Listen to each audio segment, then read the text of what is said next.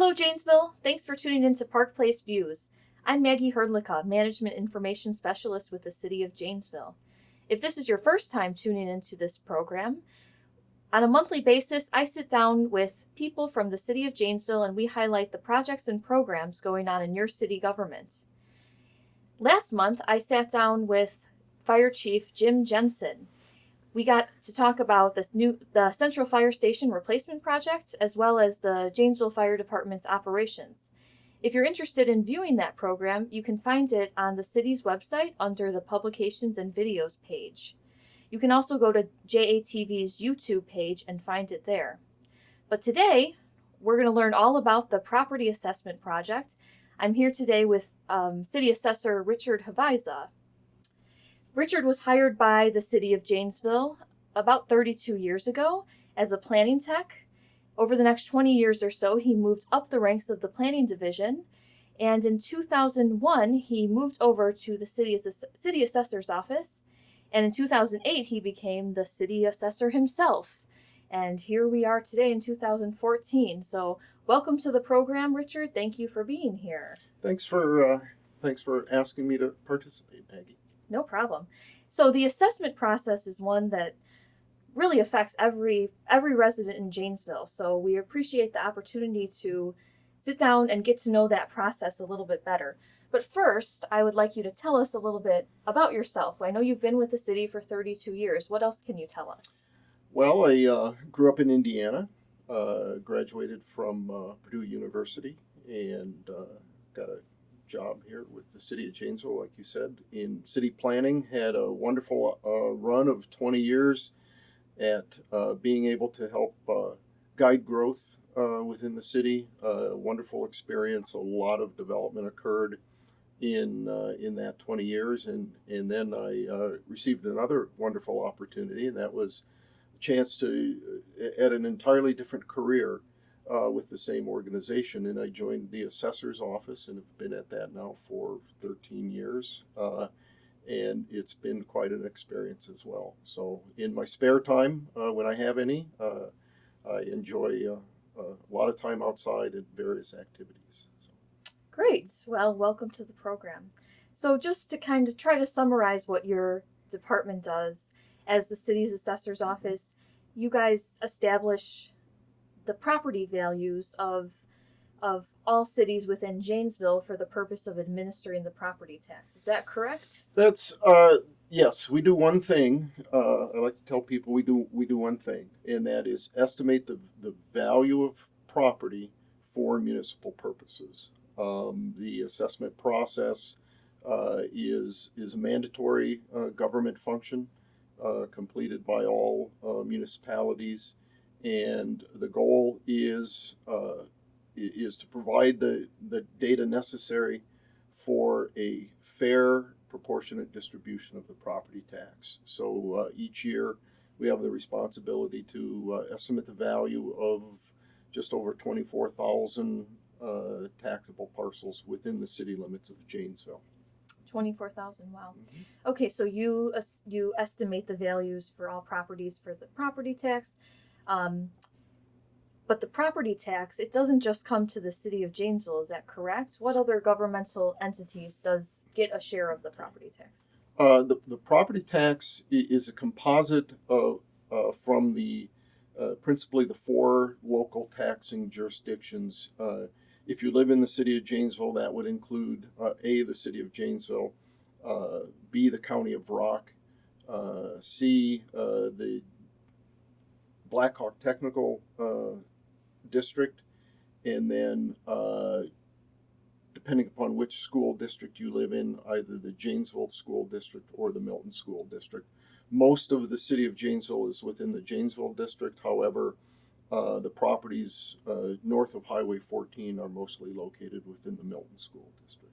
So. Okay. So the city gets actually just under a third of the property tax. Correct. Okay, and then that third of someone's property tax bill, how does that get distributed among different City of Janesville functions? It's distributed primarily based on human resources, actually. If you look at the broad range of services that the city provides, the two that are most labor intensive are police and fire, right? We offer fire and EMS services and police services 24 hours a day, 7 days a week. Those are labor intensive services, and the cost of providing that labor is relatively high. So between those two services, they consume almost 50% of the tax, that portion that goes to the city, and the rest is then distributed across all the other range of services that we provide that come from the general fund, which includes public works and the library, general government, which includes things like the city clerk's office, our accounting division, IT, the assessor's office, parks and recreation, community development, and economic development, in the transit system. The average property tax on the average value home in Janesville, which is around $120,000 value, the corresponding property tax is around $3,000.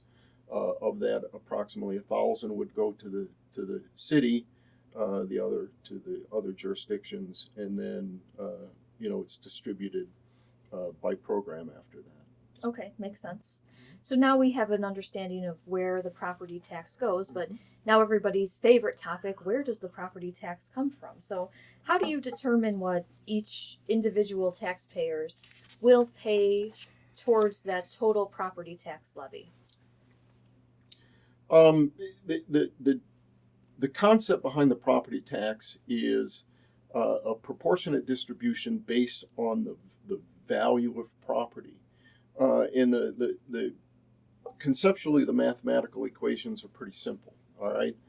Each year, the city clerk's office has a responsibility to determine the total amount to be collected, total amount of property tax to be collected.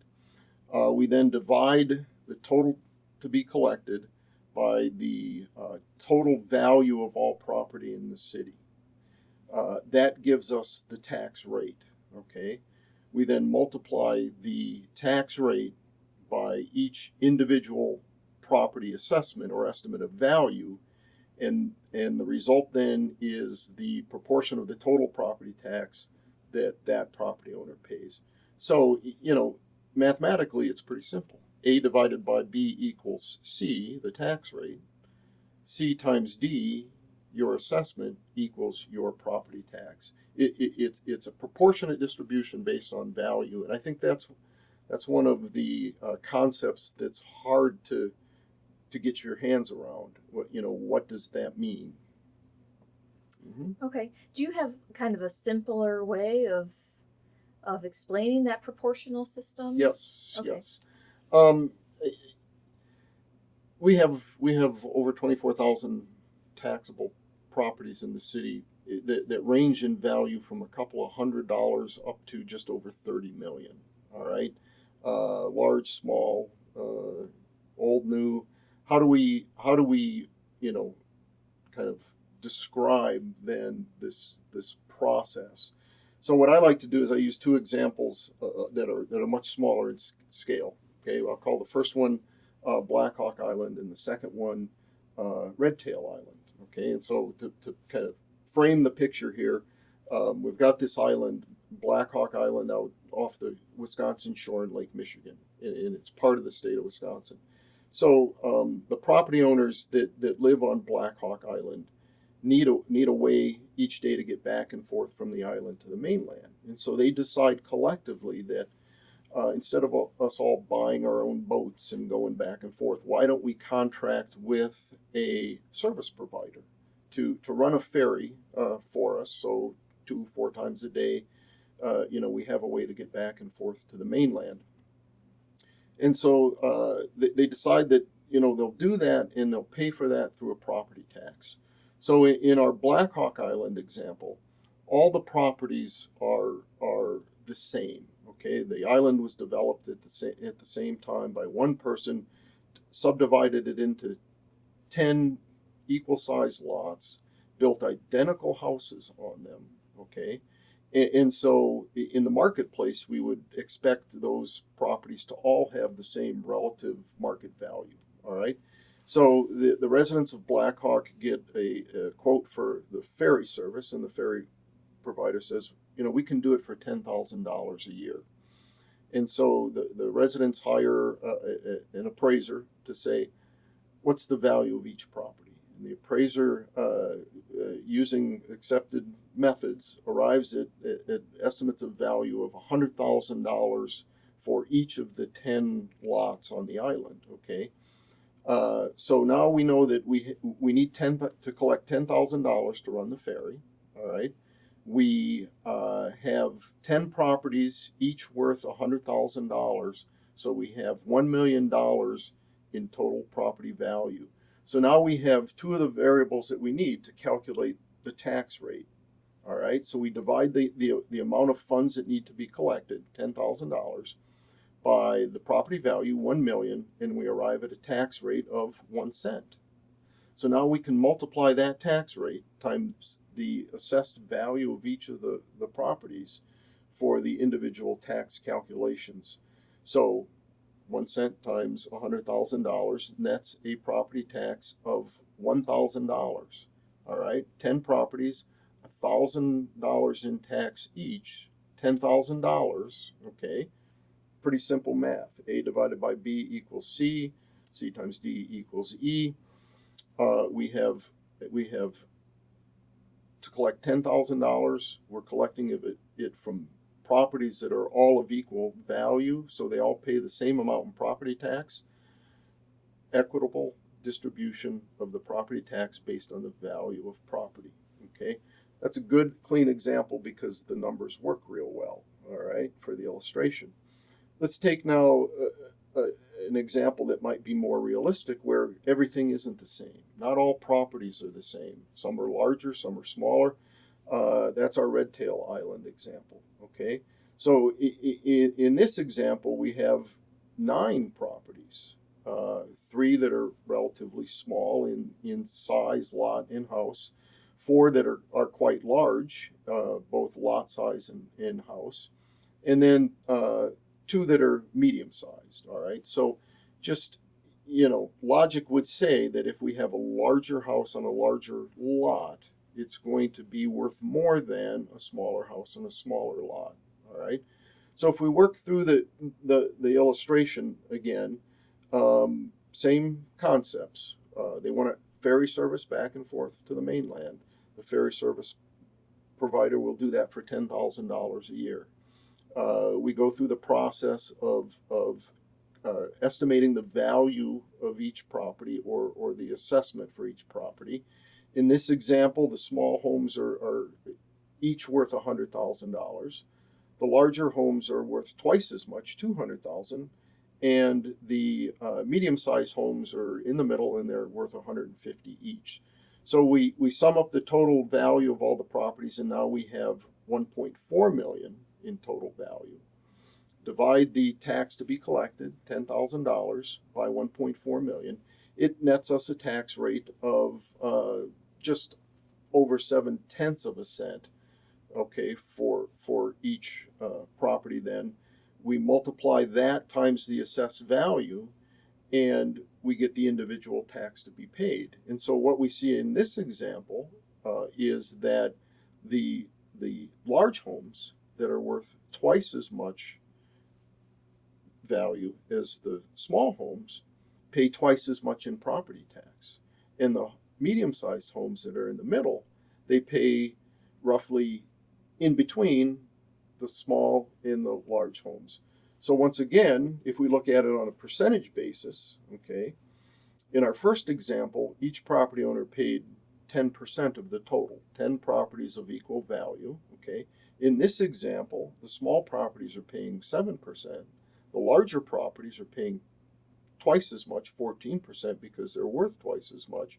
And the ones in the middle are paying roughly half of that, or 11%. So, you know, it's a good example of how the property tax is a proportionate distribution based on the individual values of each property, and as they're a representative percentage of the total of all value. Okay. Yeah, that is a great example. I can see how it would get more complicated when you're talking 24,000 properties rather than 9 or 10. So I'm just curious, does each city in Wisconsin abide by the same assessment practices, or does each set their own? The assessment process is established through the Wisconsin Constitution and state statute. And the Department of Revenue then has the responsibility under state statute to establish the laws, more detailed laws that govern the assessment process. So the process in practices are the same all across the state, regardless of whether you live in the city of Janesville, or the city of Milton, or the town of Harmony, whatever municipal jurisdiction you live in, whether it's a town, a village, or a city. The assessors that are working for those communities are all supposed to be doing the same thing. Okay. So then under state law, what are the benchmarks for assessing property value? The benchmark is market value. All right. Okay.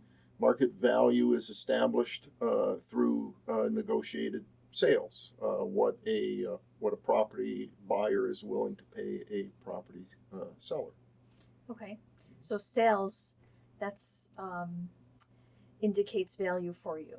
So do all transfers of ownership also establish value, or just fair market or fair market value?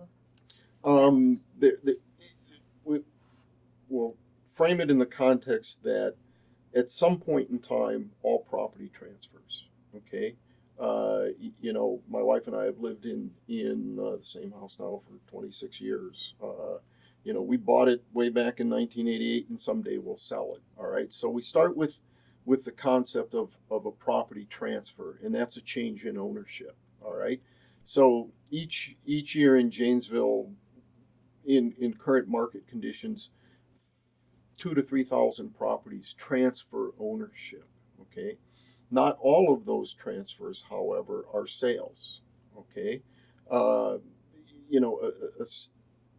there are property transfers that occur by will, by court order, that are established now to occur in the future.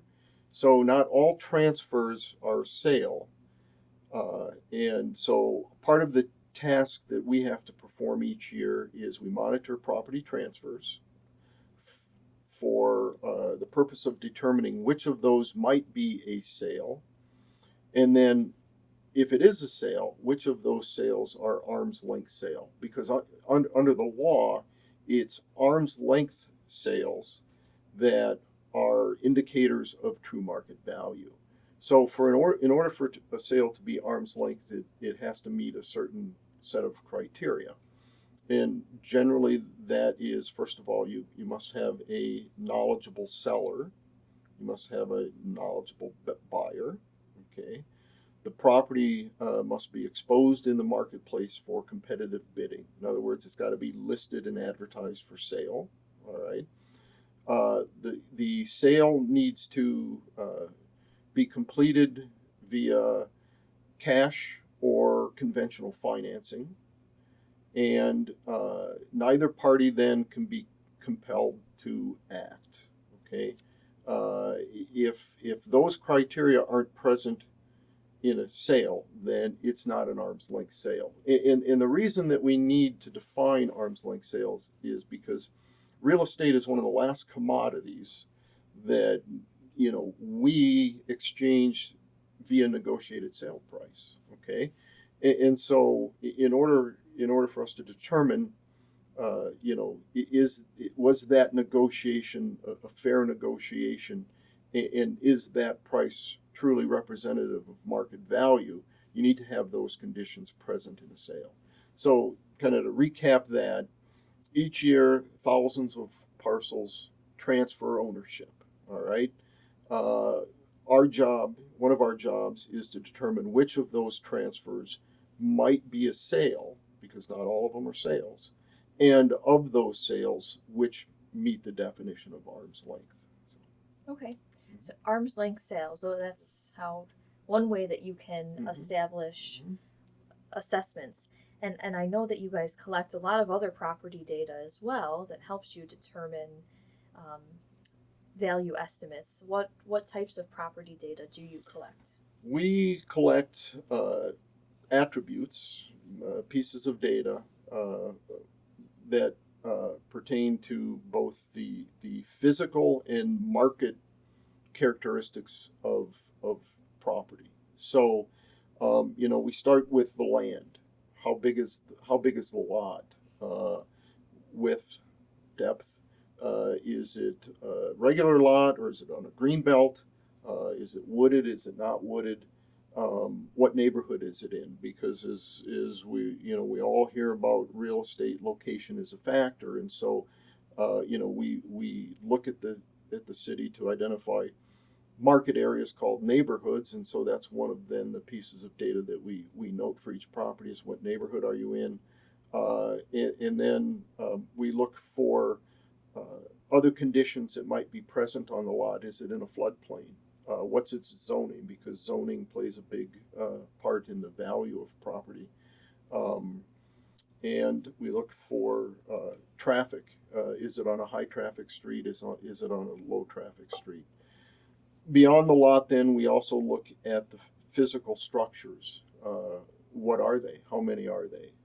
How many square feet? If I just focus on the residential side of things, on a house, how many square feet are there? How many bedrooms? How many bathrooms? Is it one story? Is it two story?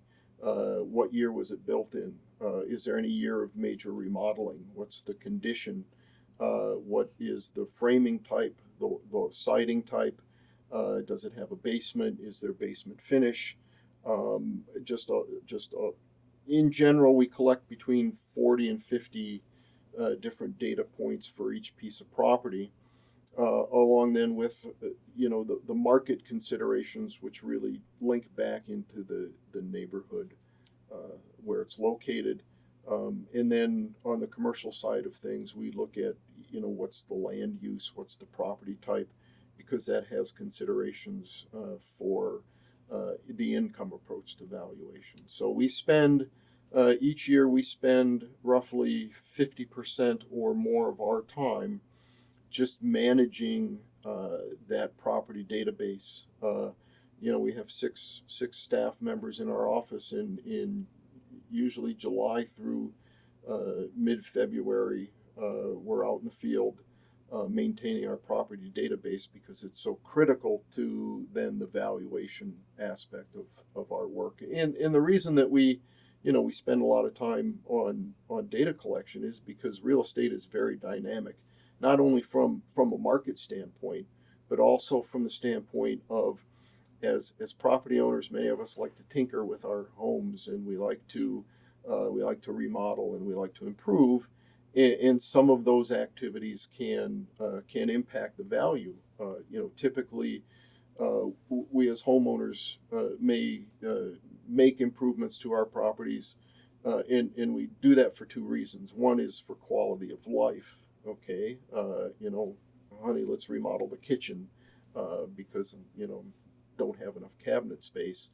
And when we do that, we also do that typically with some consideration to, if we do improve our kitchen and we want to sell this place in a couple of years, it may increase our resale value. And so, if there are activities going on that may impact the value of property, then those impacts should be reflected in the assessed value, the estimates of value that we do on the properties, because again, the goal is a fair and proportionate distribution of the property tax based on the value of property.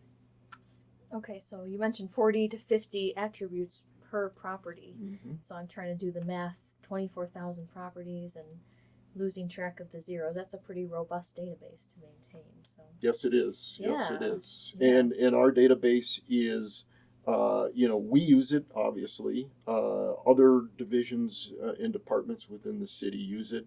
We also post our information out on our website to make it available for all other types of users. And we know that it's used locally by many people involved in real estate as well as globally. So.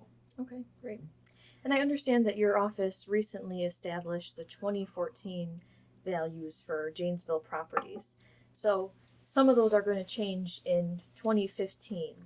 How do you go from a 2014 value to a 2015 value?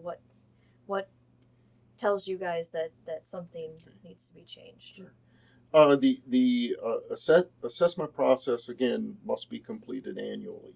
Each year is a new year. By law, the assessment date is January 1 of each year. So our estimates of value are supposed to reflect the conditions that exist on properties as of January 1st of that year. And so each year we monitor properties for change, because again, it's our responsibility to estimate the value of property so the tax distribution is proportionate. So we do look at sales. We monitor property transfers. That's one of the triggers that may result in an inspection from our office.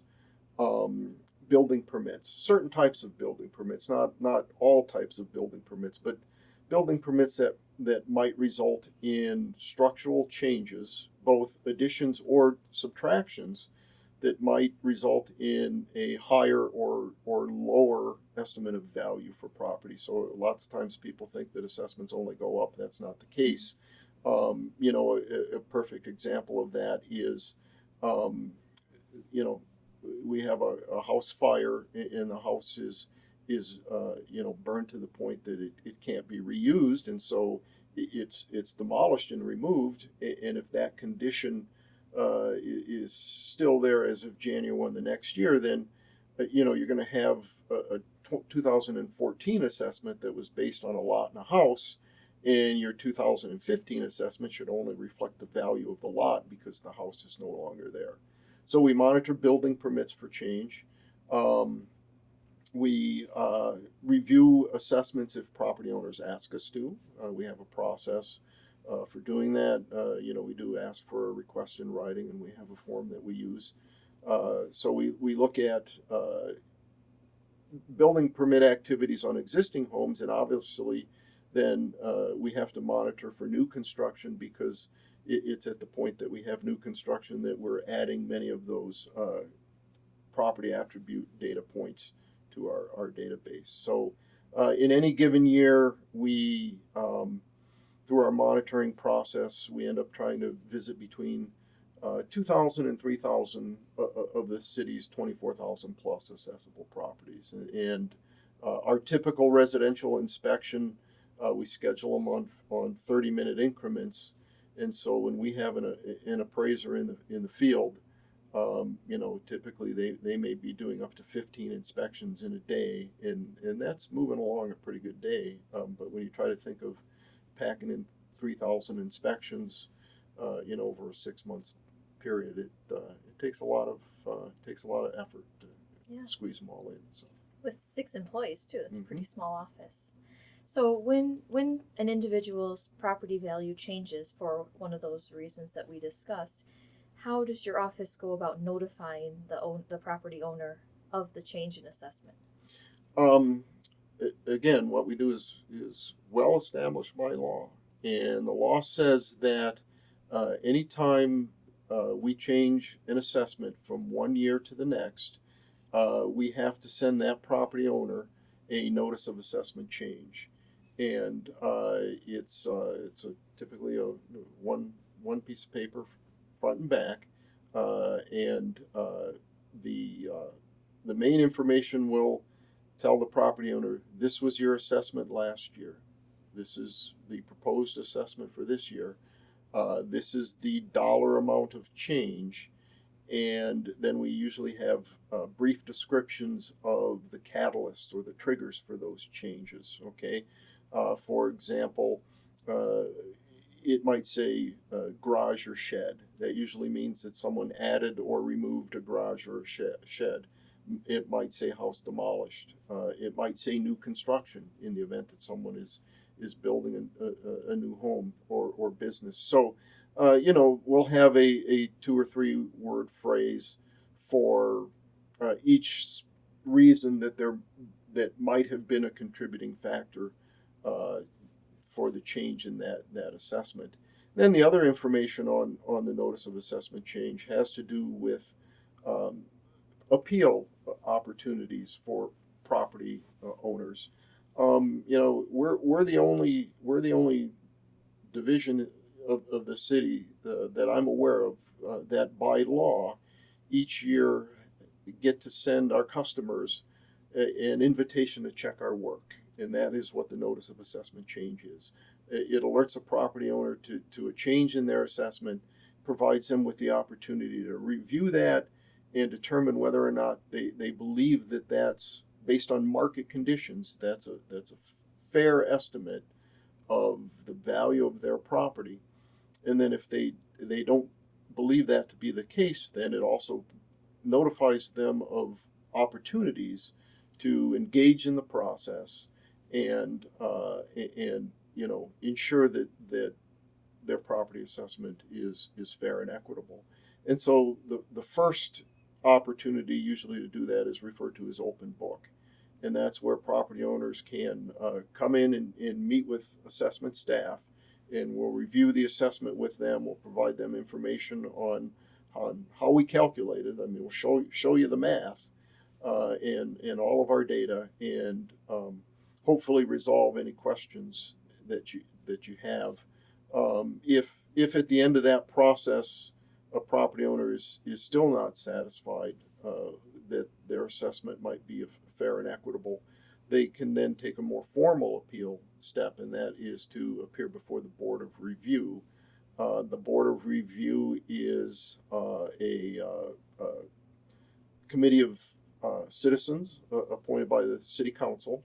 They receive some training from the Department of Revenue on how to conduct their business. Their rules of procedure are established by state law, just as ours are. They act as judge and jury in that particular appeal process. We're required by law to appear before the Board of Review, as is the property owner, in a hearing type setting. We have the responsibility to defend our assessment with factual information, and the property owner also has the responsibility to appear before the Board of Review and defend their estimate of value with factual supporting evidence as well. And then the Board of Review makes a determination, and there are subsequent appeal processes after that. But those are kind of the two that occur locally and that property owners can readily participate in. One of the key things about the notice of assessment change and the assessment process is it is well established by state law, and there are specific dates that we have to complete our work by, that we have to provide property owner notices by, that the Board of Review must convene in. And so it's very important that if a property owner gets a notice of assessment change from us, that they read it in a timely manner, because it only takes a few weeks to pass by before they might miss the opportunity to participate in the open book and Board of Review processes. And once those processes have concluded, then typically the assessment is fixed, and that's what it'll be, and it can't be changed until the next cycle. So other pieces of mail that we send, that the assessor's office sends to property owners, if a property comes up on our list to be inspected in a year, we start that process by sending the property owner a letter asking that they call us up to schedule an appointment for that inspection to occur. Again, we schedule inspections on 30-minute intervals, and that includes travel time for our appraisers. So each inspection lasts about 10 or 15 minutes with the property owner. We do a quick interior, exterior inspection, and then finish up and move on to the next one. So sometimes we might schedule an hour if we're dealing with a more complex property or new construction. But I think the important message about the mail is, if you get mail from the city assessor's office, we strongly encourage you to read it, because usually it contains important information. So. Okay. I'm sure every city department would say the same about their Yes, mail too. yeah, but I'm here Read to your mail. Yeah. plug the assessor. Yeah. And it is important. It is important. You don't want to miss that window. So, and you touched on this a little bit, but you do often hear property owners claim that their assessed value that is used to collect the property tax is different than what fair market value is, what they could really get if they were trying to sell it. So I'm just wondering what your thoughts on that as the city assessor are. Okay. I'm going to lead into that with making a distinction on two types of assessment roles. Okay. Each year we're required to lay down that list of value estimates, which is called the assessment roll. All right. We list all the properties in the city and our estimates of value. There's two types of roles. One is a revaluation role, and the other is a maintenance assessment role. Okay, with a revaluation role, we're trying to capture the true market value of property. All right. We don't do revaluations every year because they require a much higher level of effort, and they're more expensive.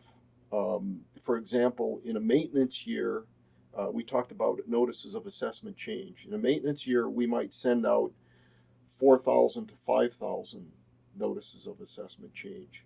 In a revaluation year, we send out close to 25,000. Okay, that 20,000 difference in pieces of mail has about a $10,000 plus cost to it. Okay, and so there's added hard costs with a revaluation, as well as added cost in employee staff time. When we send out 4,000 notices of assessment change, we usually get contacted by between 100 and 200 property owners in the open book process. When we send out 25,000 notices of assessment change, we get contacted by between 1,500 and 2,000 property owners.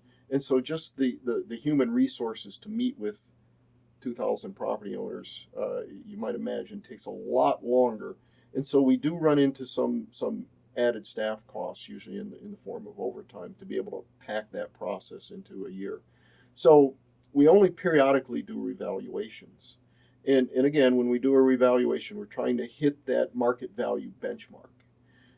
When we're not doing a revaluation, we're in maintenance mode. And in maintenance mode, then we're only looking at the values of properties that are undergoing change for those various reasons that we talked about earlier: new construction, building permits.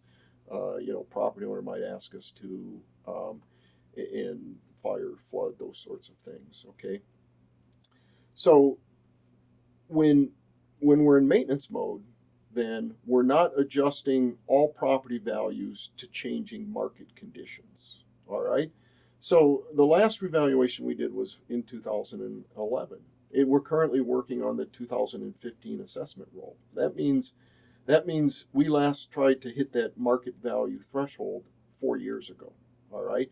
Well, the market has changed. Back in 2011, we were still, on the tail end of the downslope of the recession, and now property values since have sort of stabilized, and we're actually seeing some slight increases, particularly on the residential side. Okay. Well, in maintenance mode, we're not capturing those market value changes. All right. So our assessed values are still based on 2010 market conditions, because we look at the market conditions leading up to that January 2011 assessment date. Okay. So our estimates of value are from a different point in time. All right. Property owners today that are buying and selling or refinancing or reconstructing or building new, all right, those estimates of value or actual values in terms of arm's length sales are from a different point in time, different market conditions, okay?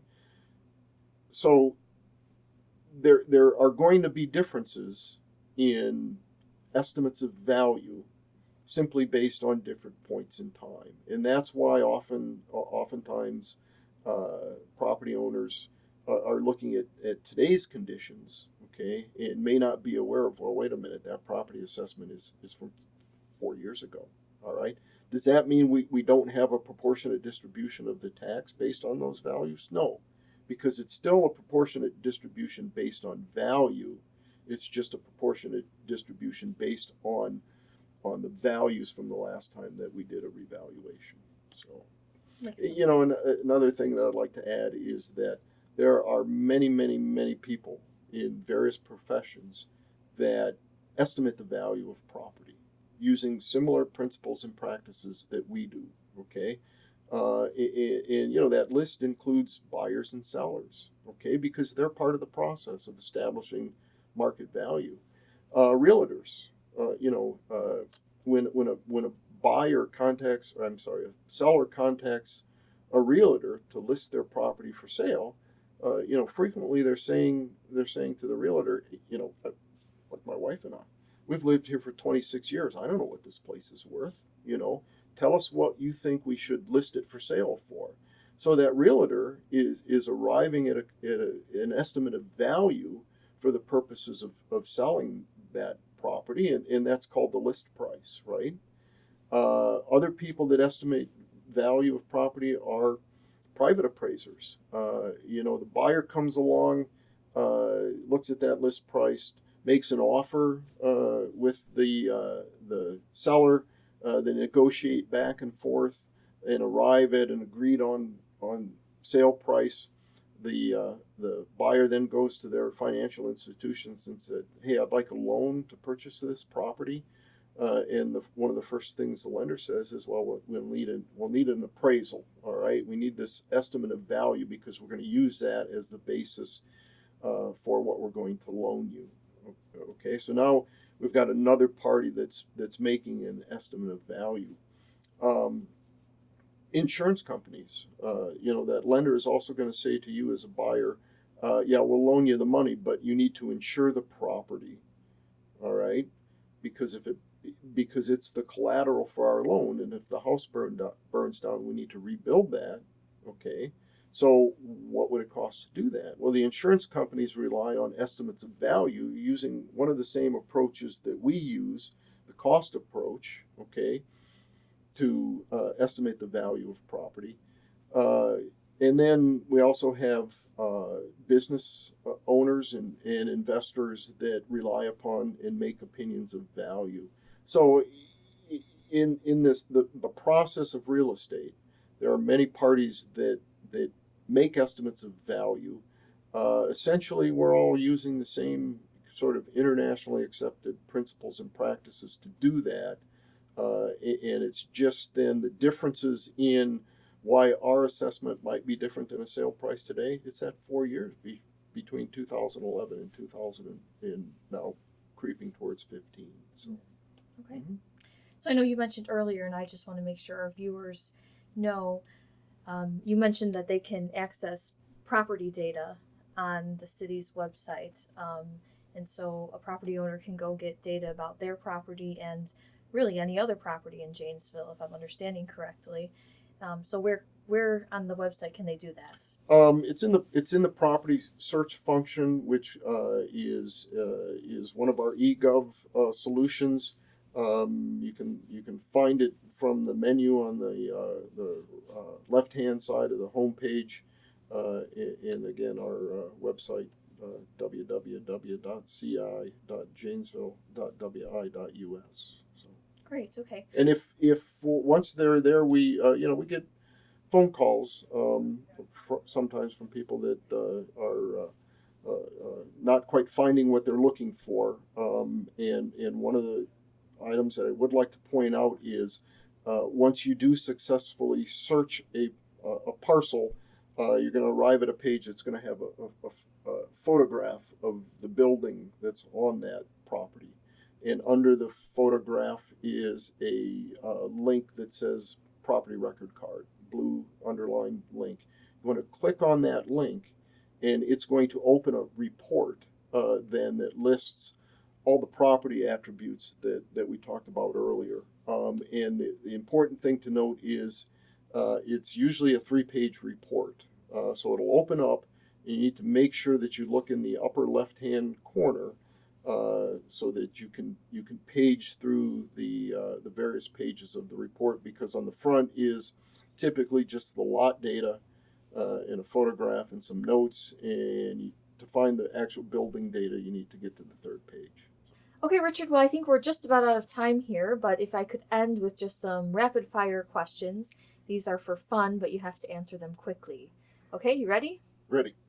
Okay, I know you're an outdoorsy type guy. What would you say your favorite outdoor activities are? Right now, golf. Used to be lots of other things, and still is, though, but I spend a lot of time outside doing a lot of different things. Okay. After 32 years working in the city, what's the best thing about your job? The best thing about my job is being able to show up every day and serve the citizens and visitors and property owners in Janesville to the best of my ability. Come on, that's a cliche answer. Just kidding. But if that's it's the true, truth. then okay. Yeah. Mm-hmm. So what is the restaurant in Janesville that you most frequent? I tend to stick with Independence, like O'Reilly and Conway's, because it's right next to where I work in Milwaukee Grill. Okay. What's the one book that everyone should read once? Well, there's a bunch of them, but I think that Ayn Rand Atlas Shrugged is a read for whatever you can take out of it. Awesome. Okay. And then my favorite question of all, what would your wife say is the most annoying thing about you? That list is entirely too long to pin it down to just one thing, Maggie. We'll have to have her on next month. There you go. Send her an invitation. Okay, great. All right, well, thank you, Richard, for your time. We covered a lot here today, and I hope that our viewers at home learned a little something or a lot about the property assessment process. So folks at home, thank you for tuning in to Park Place Views. And I hope you continue to tune into this program on a monthly basis, but there are other ways you can stay connected with the City of Janesville. Find us on Facebook and like our Facebook page. You can follow us on Twitter. You can sign up to receive emergency alerts from the Janesville Police Department by going to nixle.com. That's NIXLE.com. Or you can sign up to receive emails from us with our press releases and notifications about important things like road closures, snow emergencies, and program cancellations, and much more. You can do that at our website /email lists. So thank you again for tuning in, and I hope to see you next month. We'll be sitting down with Transit Director Dave Muma, and we'll get to learn about the Janesville Transit System, some of the services they offer, as well as talk about the new Transit Services Center, the operations and maintenance facility that recently opened. So for Park Place Views and the City of Janesville, Wisconsin's Park Place, I'm Maggie Hrdlicka, and I hope to see you again next month.